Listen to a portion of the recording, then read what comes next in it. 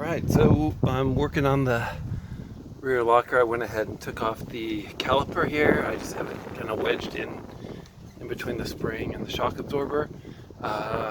Just got the bolts here. I'll probably put some anti-seize on those. It should be good with the wheel spacers on here. I think this whole thing's just going to move.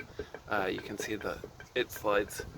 And the bearings feel pretty good here, so I think this side feels good. I had ordered some bearings. They haven't arrived, but it really doesn't feel like I need them. This feels very smooth.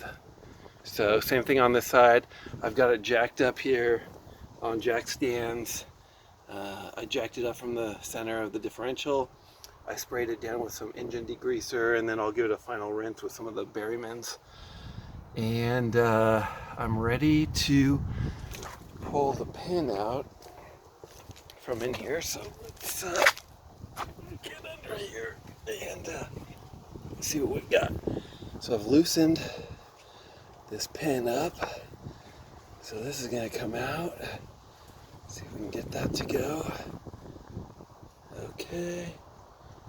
Pin is out.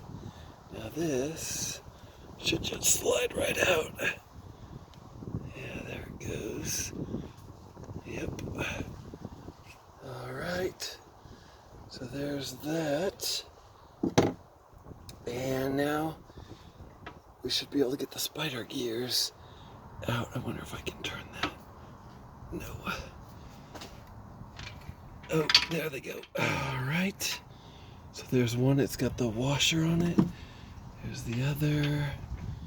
Let's see, that one does not have the washer on it. Oh, there's the washer. Okay. And now these side gears should just pop out. Oh no, I've got the, okay, so this is where we bring the axles in. And then we'll just get that one right there. Bring that in. And you can see they just popped out. So now we've got these C-clips. I'm guessing that they'll just fall right down. Huh. I wonder if this has to be in a certain position to get that to happen. Let's see, I think I can turn the drive shaft to get this to rotate.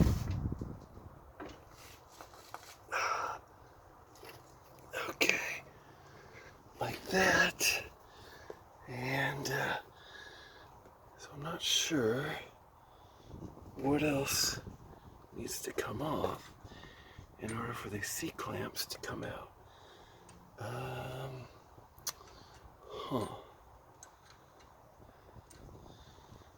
I sort of thought they would just fall right off. So I do have to take the brake rotors off. I was hoping I wouldn't have to do that. So, to be continued.